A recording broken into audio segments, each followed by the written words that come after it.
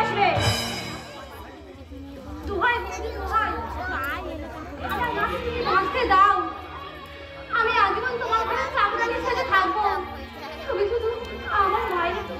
ব্যবস্থা করে দাও। আমি এই তো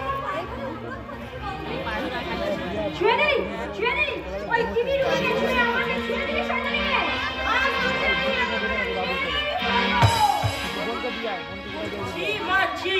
তুমি এত নিচ, তোমাকে আমার মা বলতে ও ঘৃণা করছে। এক চড়ে তোর মুখ ভেঙে দেবো কাজে ছেলে। তা হয়তো আজ তুমি পারবে মা, কিন্তু এমন একদিন আসবে যেদিন তুমি চর মারা তো দূরের কথা, চর শব্দটা উচ্চারণ করতেও ভুলে যাবে। মা গো, যেমন আজ আমার ঠাকুমা ভুলে গিয়েছে চর মারা। মা গো, ঠাকুমা তার ছেলের বিয়েতে বরপণ নিয়েছিল বলে আজ তুমি তাকে চাকরানির মতো খাটাচ্ছ, কিন্তু সেই বরপণের অর্ধেক টাকার গহনা যে তুমি নিজেই পড়ে আছো, সেই টাকায় কেনা পালঙ্কে তুমি ঘুমাচ্ছ, আর সেই টাকায় কেনা ড্রেসিং টেবিলের আয়নায় তুমি তোমার নিজের মুখ দেখছো। তাহলে আমার ঠাকুমা কেন চাকরানি সেজে তোমার সেবা করবে? আমার এত বড় অপমান! তোর জন্য আমি এত করি, অথচ তুই কিনা আমার জন্য যে পাপ তুমি করছো সেই পাপের প্রায়শ্চিত্ত যে আমাকেই করতে হবে তা আমার জানা আছে। বাবলু, এখনই এত দূর? না জানি বড় হয়ে কতই সুখে রাখবি আমায়। রাখবো মা, রাখবো। আমার বাবা তার মাকে যতখানি সুখে রেখেছে ঠিক ততখানি সুখে আমি তোমাকে রাখবো। আমাকে তুই এই ছেলে আমি থেকে ধরেছি? না না, ওর কি দোষ? এই ডাইনি দুটোই তোর মাথা চিবিয়ে খাচ্ছে। এই হারামজাদি শ্যামলী, 8 ঘন্টার মধ্যে যদি তোরা জিনিসপত্র গুছিয়ে নিয়ে কোন ঘরে না গেছিস তো ঝাঁটা মেরে দূর করে দেবো। এ তোমার কি হলো ঠাকুমা? আমার ছেলে তোর যে টিভি রোগ হয়ে যাবে। হোক, তাহলে দেখবো মা বাবা আমার চিকিৎসা না করিয়ে কেমন করে ওই গোয়াল ঘরে ফেলে রাখে। ও কথা বলতে নেই বাবলু, গোয়াল ঘর তো কি হয়েছে? ওখানে যদি গরু থাকতে পারে তাহলে আমরা কেন থাকতে পারবো না? কিন্তু ওখানে থাকা কি আমাদের উচিত হবে? তোর মাকে গিয়ে জিজ্ঞাসা করে আইতো দাদু ভাই, আমরা গোয়াল ঘরে থাকলে গরুগুলো কোনো ক্ষতি হবে না তো? আমি যদি বড় হতাম তাহলে তোমাদেরকে এই ঘরে রেখেই তোমার সেবা করতাম। পিসিমা, মা বাবা ঠাকুমার কোনো সেবা করাবে না, কিন্তু আমি করাবো। তাই লুকিয়ে আমি আমার জমানো টাকাগুলো নিয়ে এসেছি। তুমি এই টাকাগুলো নাও আর তাড়াতাড়ি ডাক্তারকে ডেকে আনো। না দাদু ভাই না, শুধু শুধু তোকে টাকা খরচ করতে হবে না। তাছাড়া আমি কটা দিন বা বাঁচবো। আমার টাকা তোমরা নেবে না ঠাকুমা? দাদু ভাই, তুই যে আমার জন্য সমস্ত টাকা দিতে এসেছিস, এর কথা শুনে আমার অর্ধেক সেরে গেছে দাদু ভাই। এবার তাহলে আমরা আমাদের নতুন ঘরে চাই দাদু ভাই। সত্যি তোমরা চলে যাবে ঠাকুমা? হ্যাঁ দাদু ভাই, বিনুমা এলে বলিস সে যেন বাসনগুলো ভালো করে ধুয়ে নেয়। হ্যাঁ, আমি ছুঁয়েছি তো। যেও না ঠাকুমা, যেও না, তোমরা এগোর ছেড়ে যেও না। ভালো হয়ে গেলে আবার আমি এবারে ফিরে আসতে দাদু ভাই। আবার আগের মতো তোকে কোলে বসিয়ে রূপকথা রাজকুমারের গল্প শোনাবো দাদু ভাই। ঠাকুমা, আর যদি ফিরে না আসি তাহলে ভাববি ঠাকুমা সেই রূপকথায় রাজ্যে হারিয়ে গেছে দাদু ভাই, সেই রূপকথায় রাজ্যে হারিয়ে গেছে। যেও না ঠাকুমা, যেও না ঠাকুমা। আমিও পথের মতো হারিয়ে যাব, আমিও নদীর মতো আসবো না ফিরে, আসবো না ফিরে কোনোদিন, আসবো না ফিরে কোনোদিন। আমিও সুখের মতো করে যাব, আসবো না ফিরে, আসবো না ফিরে।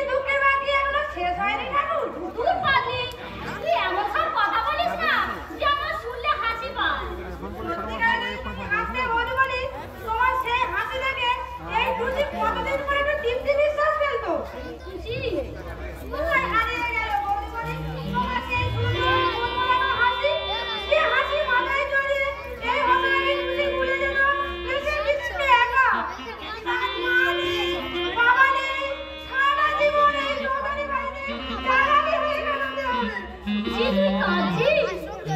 তোমার দুঃখ লেগে যাদের চোখে জল না আসে তারা হয় পাগল, নয়তো মানুষ রূপে জানোয়ার। টুসি তুই চুপ কর। তুমি এখন চুপ করে আছো বলেই তো ওরা তোমার মাথায় তুলে বসে যাচ্ছে। জানো বৌদি বাড়ি তোমার জায়গায় যদি আমি হতাম তাহলে ওটা ঝাঁটা মেরে আমি।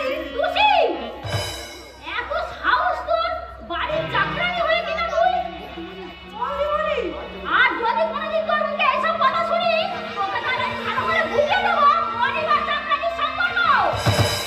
চাকরানি? হ্যাঁ ঠিকই বলেছো বৌদি বাড়ি, আমি তো এই বাড়ির সামনে একটা চাকরানি।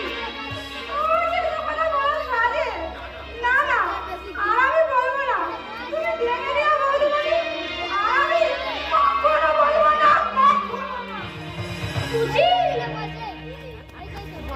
আমায় ক্ষমা করিস বোন, কেন যে তোকে আমি এভাবে আঘাত দিলাম তা তুই বুঝলি না রে টুসি, তা তুই বুঝলি না। তাই বলছি যদি পারিস তোর এই হতভাগী বৌদি বোনকে ক্ষমা করে দিস বোন, ক্ষমা করে দিস। নিশ্চয় করবো, আর সেই জন্যই তো আমি এসেছি। মা হ্যাঁ এতদিনে তুমি অনেক খেলা খেলেছো বাছা, আজ আমি তোমার সব খেলা শেষ করে দেবো। কেরোসিন? কেরোসিন? হ্যাঁ, তোমার যাতে পুড়ে মরতে না কষ্ট হয় তাই আগে কেরোসিন ছিটিয়ে তারপর ম্যাজিসটা জ্বালবো।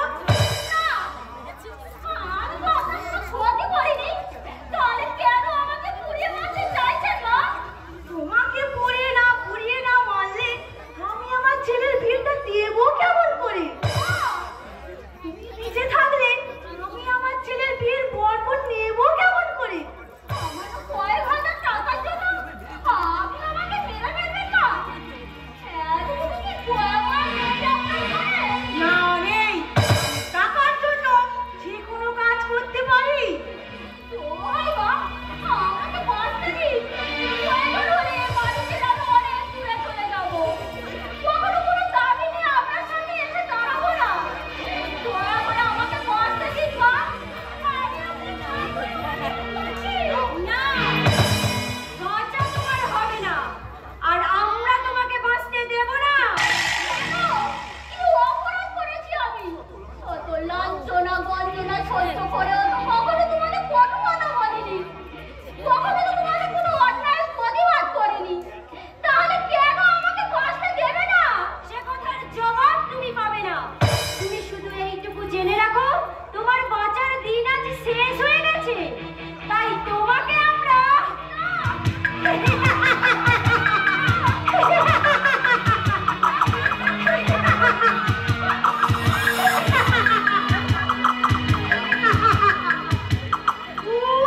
পালিয়ে নেবো বাবা। পালিয়েও যাবে কোথায়? বাইরে তো বেরোতে পারবে না, তুমি এই দরজাটা আগলে দাঁড়িয়ে থেকো, আমি ওটাকে শেষ করে আসছি। এবার তুমি যাবে কোথায়? তোমাকে পুড়িয়ে মেরে খাইদা করে তোমার ওই নম্বরি বোনটার সাথে আমি দেবো আমার অরূপের বিয়ে, তারপর কায়দা করে তোমার ওই নম্বরি বোনটাকে আমি এভাবে পুড়িয়ে মেরে আমি দেবো আমার অপমানের প্রতিশোধ।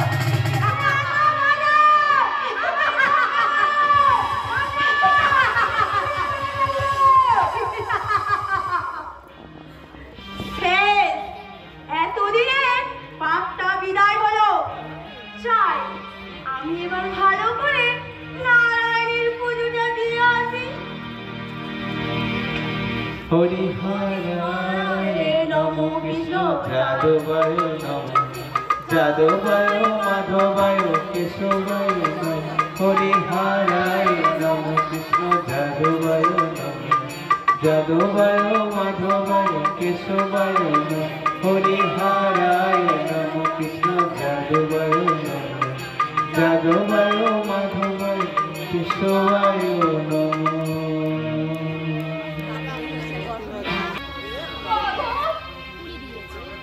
ওরা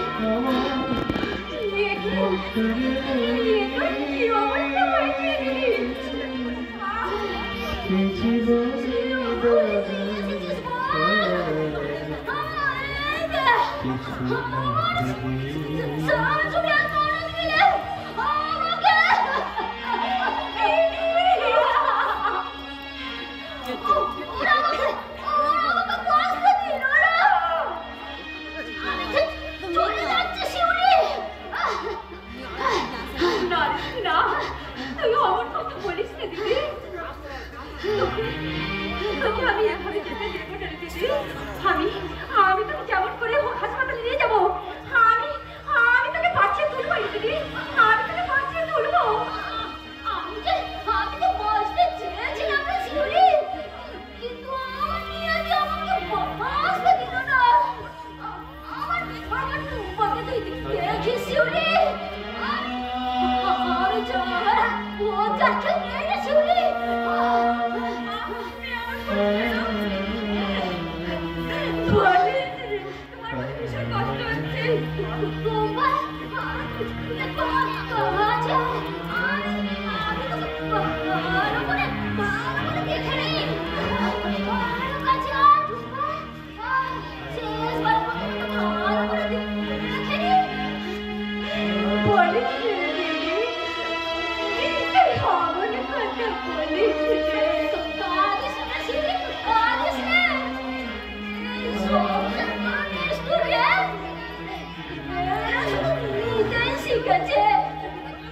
কিন্তু বিনিময়ে তুই জানে না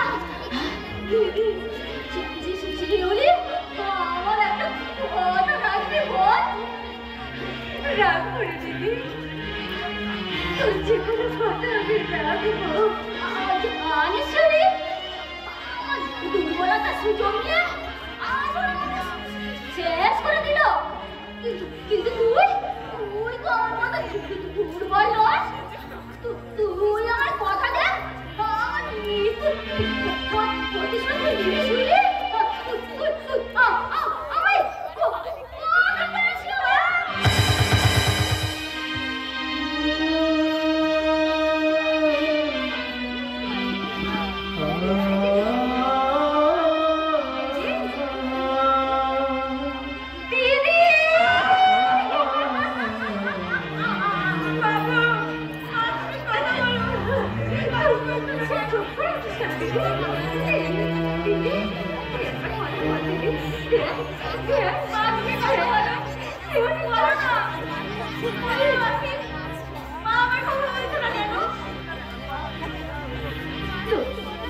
তোর মার কথা বলবে না রে টুম্পা,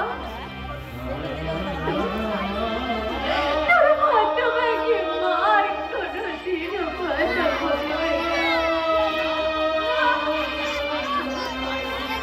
তোর ঠাম্মা আর তোর শয়তানি পিসি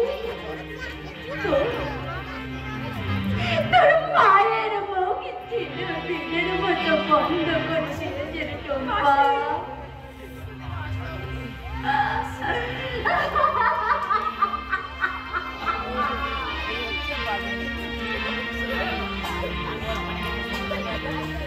কিন্তু আমি ওদের ছাড়বো না রে দিদি। আমি তোর মৃতদেহ স্পর্শ করে শপথ করছি, যে শয়তানের দল তোকে নিষ্ঠুর নির্মমের মতো পুড়িয়ে মেরেছে তাদের কখনোই আমি ক্ষমা করবো না। আজ যেমন ওরা নৃশংসভাবে তোকে পুড়িয়ে মেরেছে, ঠিক তেমনি করে আমি ওদের জ্যান্ত পুড়িয়ে মারবো রে দিদি। আমি ওদের জ্যান্ত পুড়িয়ে মারবো দিদি।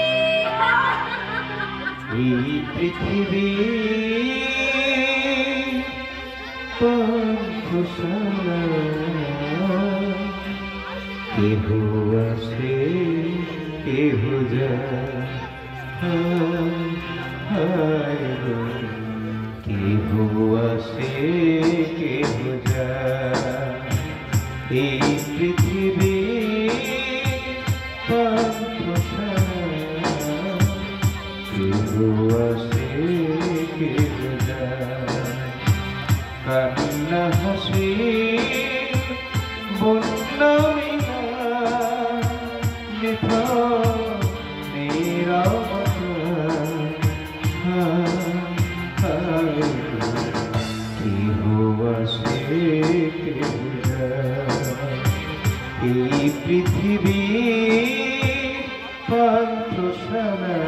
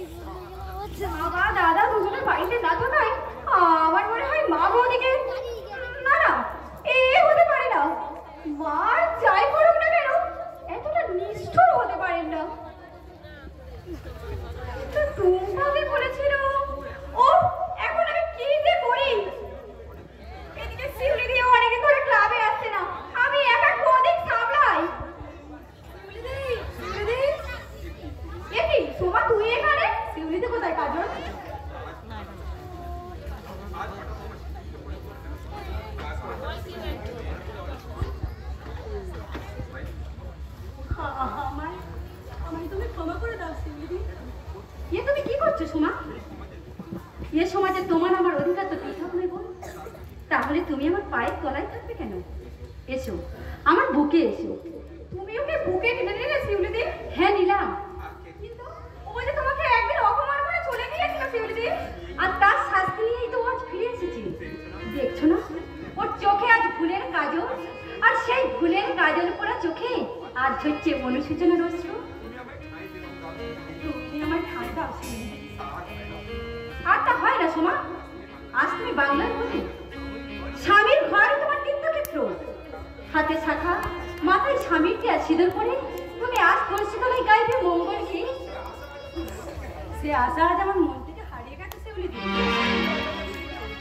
এই সিঁদুর আজ আমার জীবনে অভিশাপ হয়ে দাঁড়িয়েছে। এ কথা কেন করছো সোমা? আর তো অহংকারের বসে ভালো মন্দ বিচার না করে লাখ টাকার বরপণ দিয়ে আমি বিয়ে করতে রাজি হয়েছিলাম শিউলিদি।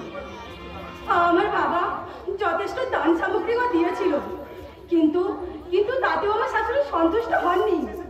শেষে তিনি আরো 50,000 টাকা দাবি করেন। তারপর বাবা দিতে অস্বীকার করায় ছেলে মায়ের পক্ষ নিয়ে আমায় ত্যাগ করে আবার বিয়ে করতে রাজি হয়েছে। আগামীকাল তার বিয়ে। না, বিয়ে আমার না। এবার আমার কি হবে? সমাজের মানুষ যদি এই ঘটনা বিশ্বাস না করে, বিশ্বাস তাদের করতে হবে কাজল। আজ আমাদের সামনে উদয় হয়েছে শরীরের সূর্য। এতদিন আমরা যা চেয়েছি আজ তাই আমাদের হাতে এসে পৌঁছেছে। আগুনের বিরক্ত এই সময় আমাদের আন্দোলনের জীবন্ত পোস্টার। এই পোস্টার সমাজের মানুষের সামনে দাঁড় করিয়ে চিৎকার করে বলবো, ও বাংলার মা বাবারা, যারা লাখ লাখ টাকা বরপণ নেওয়ার জন্য হাত বাড়িয়ে বসে আছো, তারা বলে দাও কোন কথার আগুনে বিদগ্ধ লাখ লাখ সবার মতো মেয়েরা স্বামী ত্যাগ নিষেধে কোথায় গিয়ে দাঁড়াবে? সমাজের কোন স্তরে তোমরা দেবে তাদের আশ্রয়? এবার আমার তুমি আশ্রয় দেবে তো শিউলি? দেব। এখন থেকে এই সংগ্রামের নিশান তো তোমাদেরকেই বুঝতে হবে বল। কিন্তু তুমি? আমি এই সমিতি থেকে চিরদিনের মতো চলে যাব।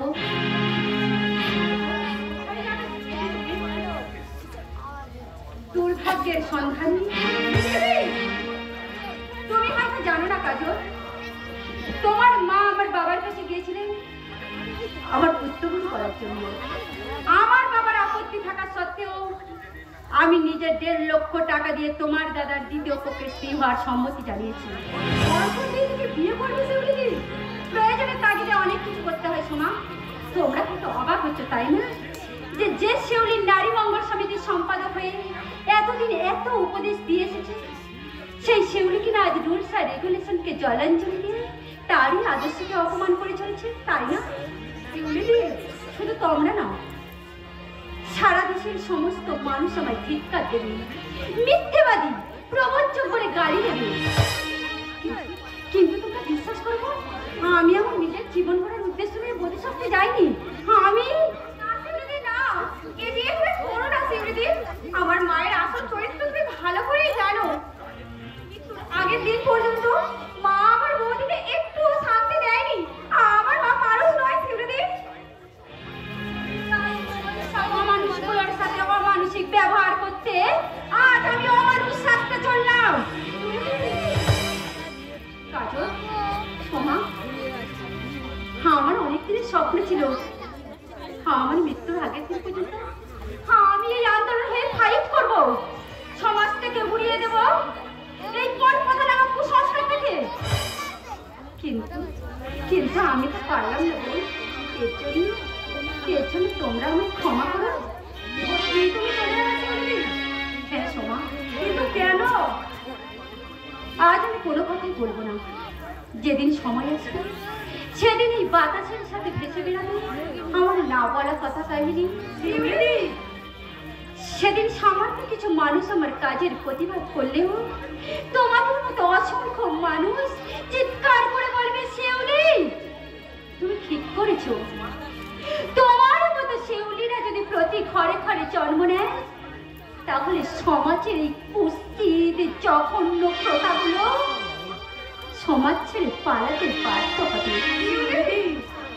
সোমা, কাজল, তোমরা তোমরা আমায় কথা দাও, এই মহৎ আন্দোলনকে অবহেলা করে তোমরা কখনো পিছু হাঁটবে না। বলো বলো, আমায় কথা দাও। আমার কথা দিলাম শিউলিদি, আমি কখনো কোনো অবস্থাতে আমাদের এই আন্দোলনকে বন্ধ হতে দেব না। আমি তোমার কথা দিচ্ছি শিউলিদি, জীবনের শেষ দিন পর্যন্ত তোমার এই মহৎ সৃষ্টিকে আমি আমার মাথায় তুলে রাখবো। আজ আমি কোনো দুঃখ নেই, এবার যদি আমাকে মরতেও হয়। এবার আমি আসি বল, তোমরা সবাই ভালো থেকো, সুখে থেকো। ভগবানের কাছে প্রার্থনা করি তোমাদের এই মহান কার্য যদি সফল হয়। বিদায় কালো, বিদায় সোমা, চির বিদায় শিউলিদি। যাই চলে যাই, যাই চলে যাই, যাই চলে যাই। আমায় খোঁজো না তুমি বন্ধু, বুঝো না ভুল। যাই চলে যাই, যাই চলে যাই, যাই চলে যাই, যাই চলে যাই।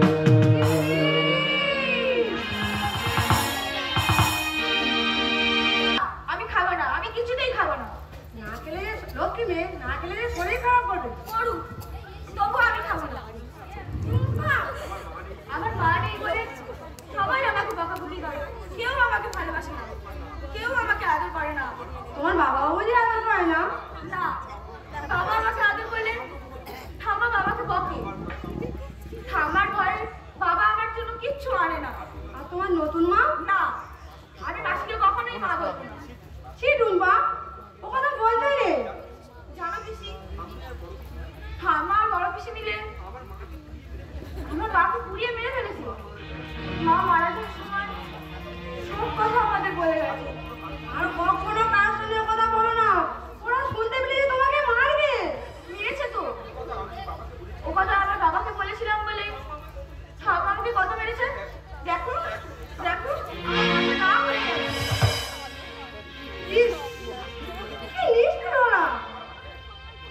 আমি এখানে একদম কেউ থাকবো না। এখানে থাকলে ওরাও আমাকে মায়ের মতো পুড়িয়ে মেরে ফেলছে। সে মা, ওখানে বলতে নেই। তোমার আর কেউ না থাকুক, তোমার নতুন মা তো রয়েছে। সৎমা হলো সেটা তোমারই মাসি। আর মন খারাপ করো না, নাও এবার একটু খেয়ে নাও। না পিসি, আমি খাবো না। তুমি আমাকে খাওয়ার জোর করো না।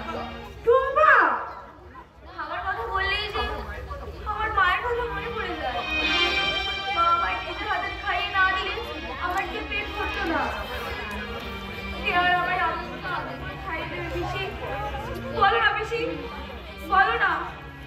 ওর খাবারটা তুমি ওখানে রেখে দাও পিসি, ও পরে খেয়ে নেবে। ঠিক আছে বৌদিমণি। না, আমি কিছুতেই খাবো না।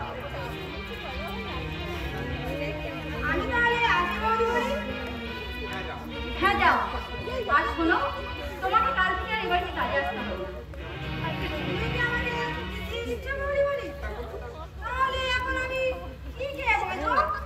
চিন্তা করো না পিসি, প্রতি মাসে এসে তুমি তোমার মাইনেটা নিয়ে যাও। কাজ না করেই মাইনে নেব, ওটা তোমার পাও না পিসি। তাহলে এবারের কাজ কে করবে? তুমি?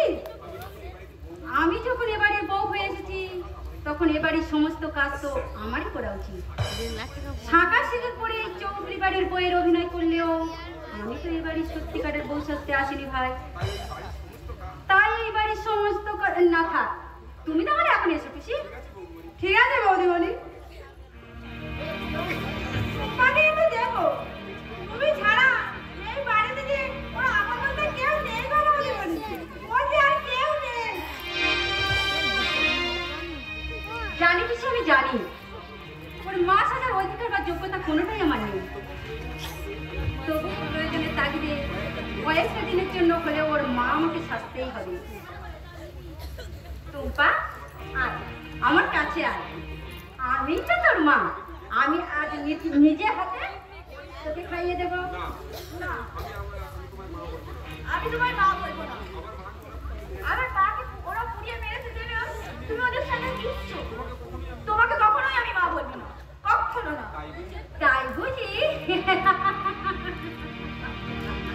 আইরে আমার সোনামণি, আইরে মায়ের কোলে, তোর কপালে মা দেব ডাক না মামা বলে। আইরে আমার সোনামণি, আইরে মায়ের কোলে, তোর কপালে মা দেব ডাক না মামা বলে। আয় আইরে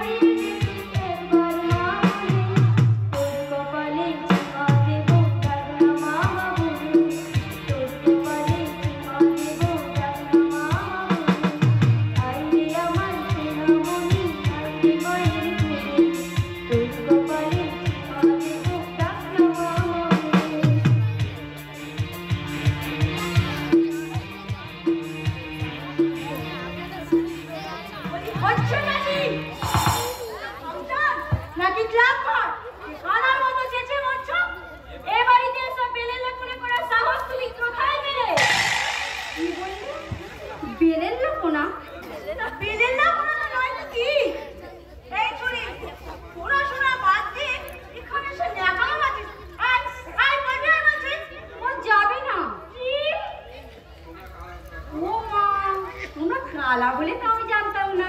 খবরদার বলছি, সঙ্গে করে কথা বলতে শেখো, নইলে কিন্তু তোমার কপালে অনেক দুঃখ আছে, এই আমি বলে দিলাম। ঠিক আমিও সেই কথাই বলছি, দেখে শুনে পথ চলতে শেখো, নইলে কিন্তু কথা বলতে শিখে গেছো। তা আপনি কি ভেবেছেন মা, বড় বড় কথাগুলো বুঝে শুধু আপনাদের জন্য তোলা হয়ে আছে? খবর না, এই চোখ নামিয়ে কথা বলবে। তোমার ওই লাল চোখ দেখার জন্য আমার বাবা এতগুলো টাকা বরপণ দিয়ে আমাকে এ বাড়িতে বিয়ে দেননি। এই যে মা, তোমার ওই আঁচলের চাবি গোছাটা এবার আমার হাতে তুলে দাও তো। কি বললে? আমার এই চাবির গোছা আমি তোমার হাতে তুলে দেব? হ্যাঁ দেবে, কারণ আমার বাবা 1.5 লক্ষ টাকা দিয়ে সেই অধিকার কিনে দিয়েছে।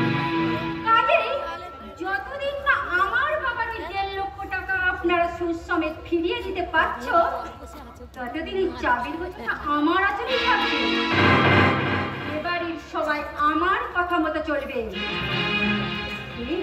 বোপা দিদিমণি, আমি ঠিক বলছি তো? কি ভেবেছো নাকি তুমি তখন থেকে আমি কিছু বলিনি বলে খুব যে বড় বড় লেকচার মারছো? জানো, ইচ্ছে করলে তোমায় আমি কুকুরের মতো দূর দূর করে দাঁড়িয়ে দিতে পারি। কি বললে? কথাটার একবার বলো। তোমার মুখটা যদি আমি ভেঙেছি তো আমার নাম শিউলি নয়। আমার দিদির গয়না তোমার গলায় এলো কি করে? এ গয়না আমার। পরের বাবাকে বাবা বলতে তোমার লজ্জা করছে না? কি? যদি ভালো চাও তো এই গয়নাটা খুলে এখনই আমার হাতে দাও, নইলে এই যে আমার এই হাত দুটো দেখছো তো, এই শক্ত দুটো হাত দিয়ে তোমার মতো কত মেয়েকে পিটিয়েছি, তাই একবার প্রমাণ চাও নাকি? আমি কি দেবো না বলেছি নাকি?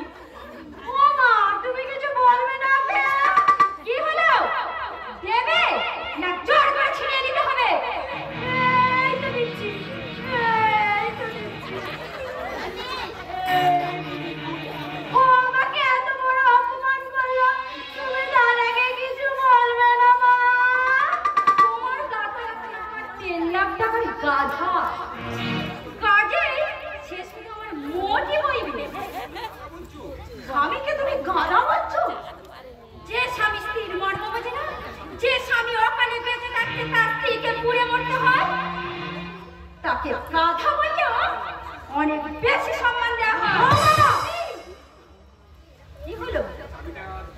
মা, তোমার এই আঁচলের চাবিটা দেবে না জোর করে ছিনিয়ে নিতে হবে? দেব বৌমা, নিশ্চয় দেব। আমি কি দেব না বলেছি? কি হলো রে বাবা? বউ না ভাগিনি?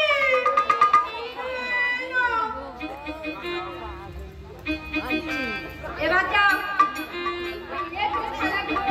পরিষ্কার করে যথাস্থানে রেখে এসো। আমি একটু দাঁড়া পরিষ্কার করবো। মা, এবারে রান্না করা, কাপড় কাচা, ঝাঁট দেওয়া আজ থেকে তুমি করবে। কারণ খুশিকে আমি ছুটি দিয়ে দিয়েছি। এটা মগের মুলুক নাকি যে তোমারই কথা মতো আমার বাড়িতে আমি চাকরানি থাকবো? তাহলে তুমি বউ হয়ে কি করবে শুনি? আমার বাবাকে চাকরানি খাটবার জন্য এতগুলো টাকা বরপণ দিয়ে আমাকে এ বাড়িতে বিয়ে দেননি গোপা দেবী। 1 লক্ষ টাকা বরপণ দিয়েছে বলে তুমি আমার মাকে চাকরানি খাটাবে? তুমি যদি 1 লাখ টাকার বরপণের জন্য তোমার শাশুড়ি ননদকে চাকরানির অধম করে রাখতে পারো, তা আমি 1.5 লাখ টাকা দিয়ে তা কেন পারবো না? কে কে বলেছে এই কথা? তোমার প্রত্যেকটি কুকীর্তির কথা আমার জানা আছে গোপা দেবী। আর সেই সঙ্গে জানা আছে আমার দিদির মৃত্যুর গোপন ইতিহাস। ওরে টুম্পা, তোর মা যদি আমার মতো একটু অন্তত করতো, তাহলে যে শয়তানি দুটো তাকে এত সহজে পুড়িয়ে মারতে পারতো না। আমরা পুড়িয়ে মেরেছি।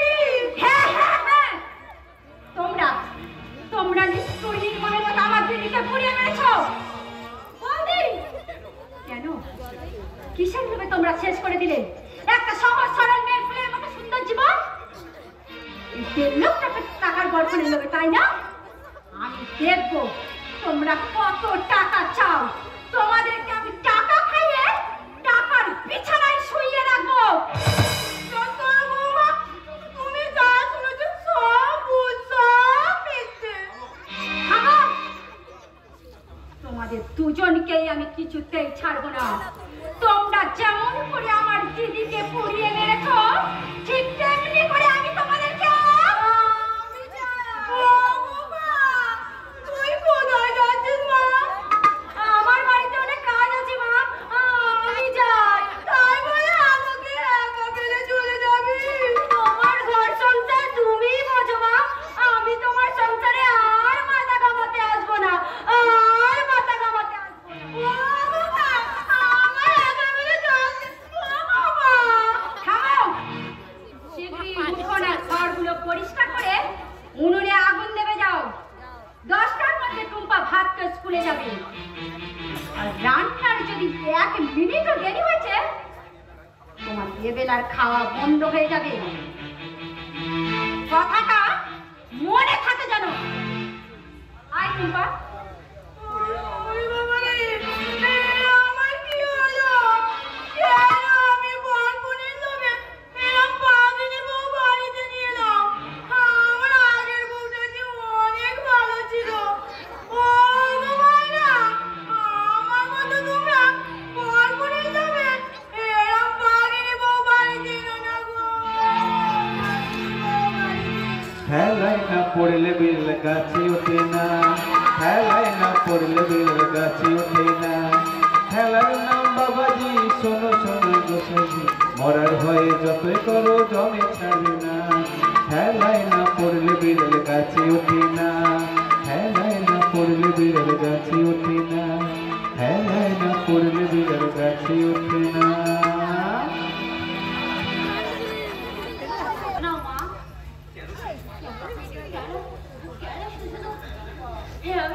এভাবে তো টাকাগুলো নষ্ট করছি না।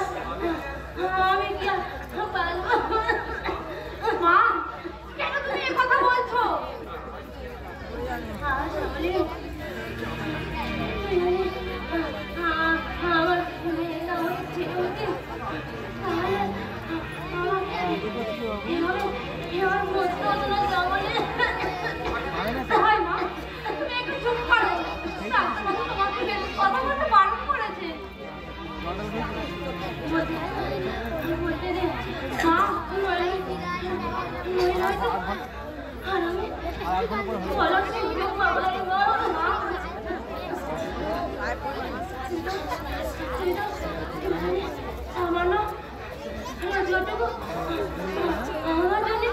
শেষ করে ফেললি রে মা। এত ভালো চাকরি মা। একটু শান্ত হও শ্যামলী। আর কথা বলো না, লক্ষ্মী মা আমার। এবার একটু ঘুমাবার চেষ্টা করো।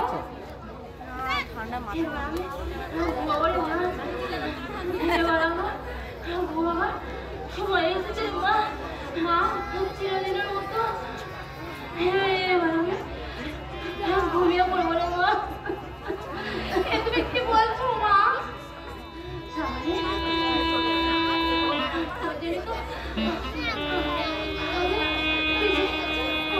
পারলাম না রে মা।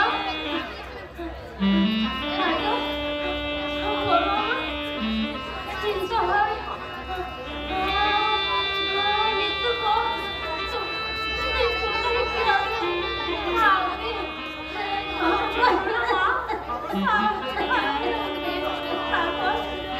এবারে ছেড়ে আমরা তুমি কোথাও গিয়ে স্বাধীনভাবে বাঁচবো। তুমি দেখে নিও মা, আমি ঠিক চাকরি জোগাড় করে দিতে পারবো।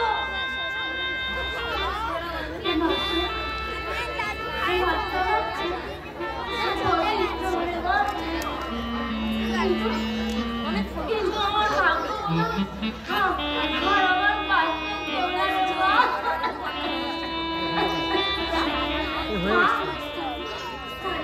কতক্ষণ হয়েছে?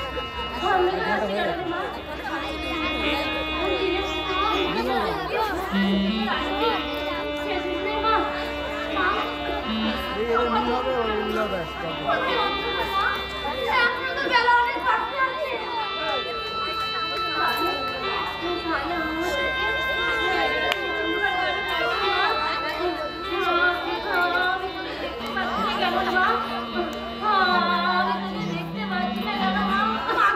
তুমি এখন বলছো কেন?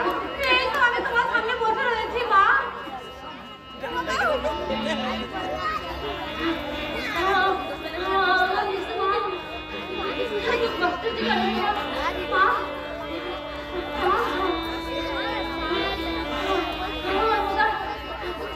যাওয়ার আগে যেতে মা।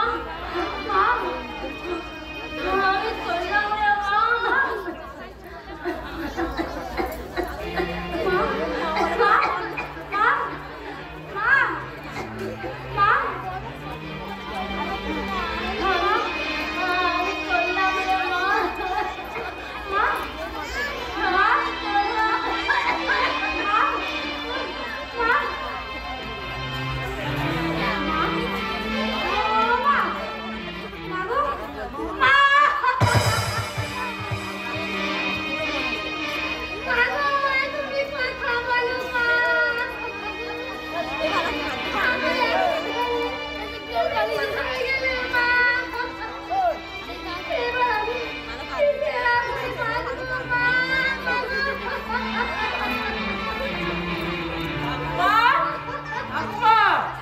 এই দেখো আমি তোমার জন্য কত ফল কিনে এনেছি।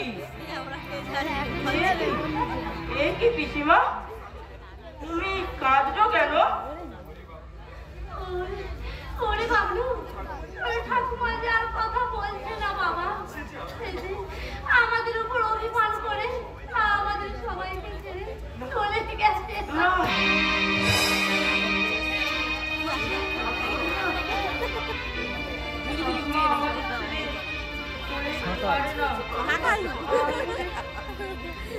আমি বল আপেল আর এগুলো তুমি খুলে না ঠাকুমা।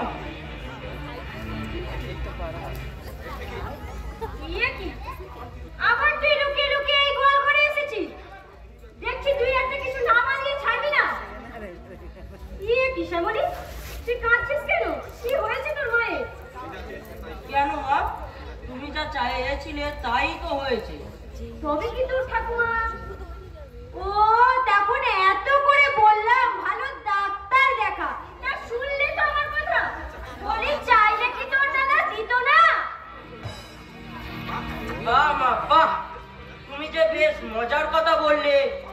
যাদেরকে তুমি ঘর থেকে বের করে গোয়াল ঘরে আশ্রয় দিয়েছো, আর তাদের কিনা চিকিৎসা করাবে তুমি, এ কথা বলতে তোমার লজ্জা করলো না?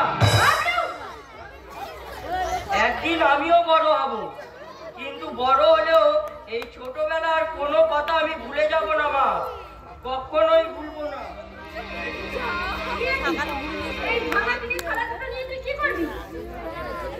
তুলে রাখবে, যত্ন করে আলমারিতে তুলে রাখবো মা। ওগুলো দিয়ে কি হবে? যখন তোমার বৌমা আসবে তখন যদি এই থালাগুলো না থাকে তাহলে সে তোমাকে কিসে করে খেতে দেবে? তাই যতদিন না তোমার বৌমা আসছে এই থালাগুলোকে যে আমায় যত্ন করে তুলে রাখতে হবে মা, যত্ন করে তুলে রাখতে হবে। একটা ডাকাত ছেলেকে আমি পেটে ধরেছি। কেন যে ছোটবেলায় ওকে নুন খাইয়ে মেরে ফেলেনি? আর কাঁদিস নে বোন, বাবা মাকে চিরদিন সকলে থাকে, আমরা তো রয়েছি। হ্যাঁ, ভালো কথা। তুই বরং এক কাজ কর, আমি তোকে একটা নতুন কাপড় দিচ্ছি, তুই এই নোংরা কাপড়টা পাল্টে মৃতদেহটাকে ঘরেতেই নিয়ে আসিস, কেমন?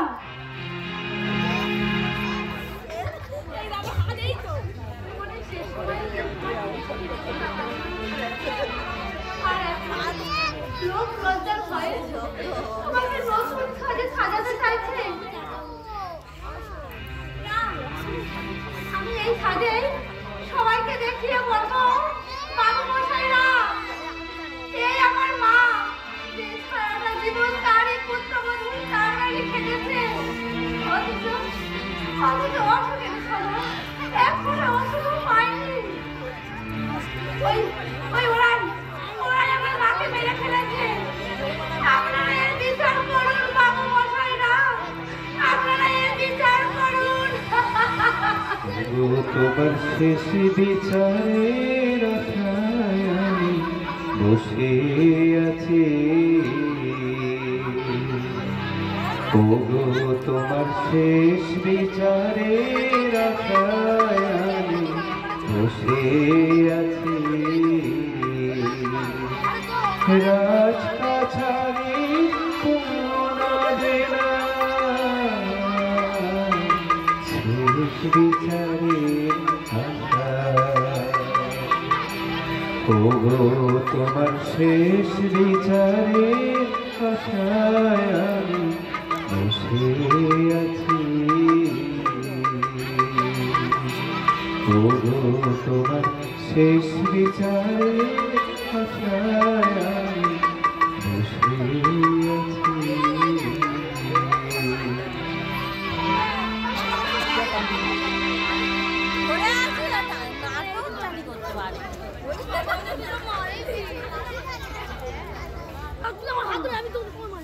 তোমার ভুলো দেরি করছো কেন? ছেড়ে বউটা উঠে পড়লে তো হাতে গাড়ি মারিয়ে দেবে। তোমার ভুলো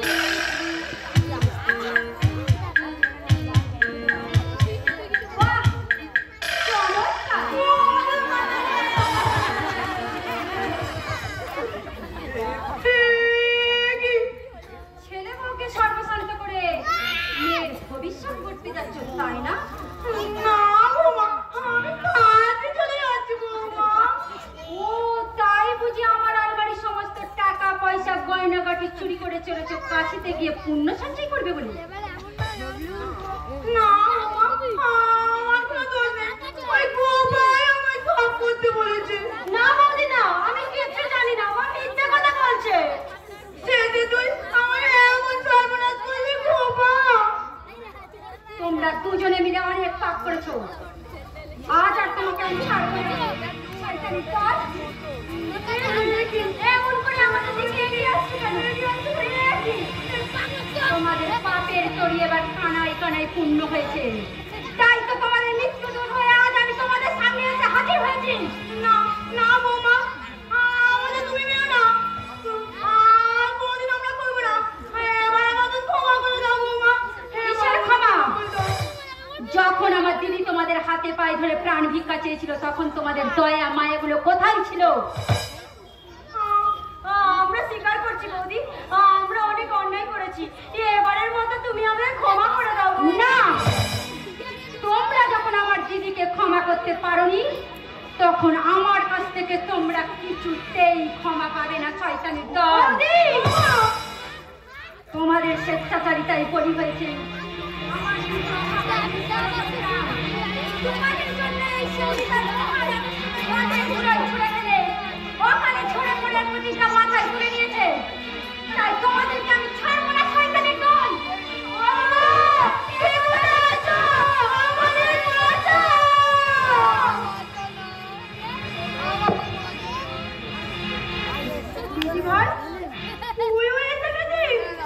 আমি না এলে আমার মায়ের মতো তোমাদের পুড়িয়ে মারবে কে?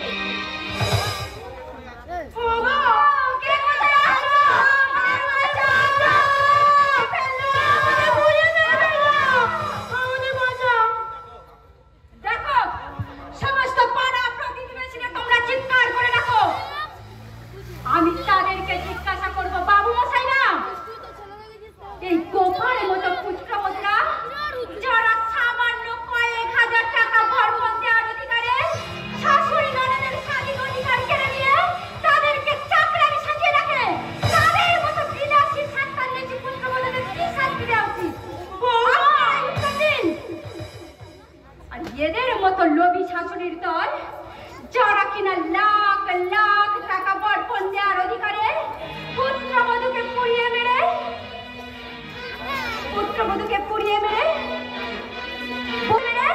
তাদের মনের দ্বিতীয়বার ছেলের বিয়ে দিয়ে মনের পিপাসা মেটায়, তাদের মতো বিলাসী সান্তান্নেছি শাশুড়িদের কি শাস্তি দেওয়া উচিত? আপনারাই উত্তর দিন। আপনারা যে যাই বলুন, আমার বিচারে এদের একমাত্র শাস্তি হলো মৃত্যু। তাই এই লোভী শাশুড়িদের বা লোভী ননদদের উপযুক্ত কৃতকার্যের সাজা দিতে আজ আমি সাজলাম বাঘিনী বউ। আজকের নারী বিদ্রোহী পাপ করে রেহাই পাবে নাকি? অত্যাচারীদের শাস্তি দিতে মশাল আছে বাঘিনী বউ। আজকের নারী বিদ্রোহী পাপ করে রেহাই পাবে নাকি? অত্যাচারীর শাস্তি দিতে মশাল আছে বাঘিনী বউ। মশাল আছে বাঘিনী বউ, মশাল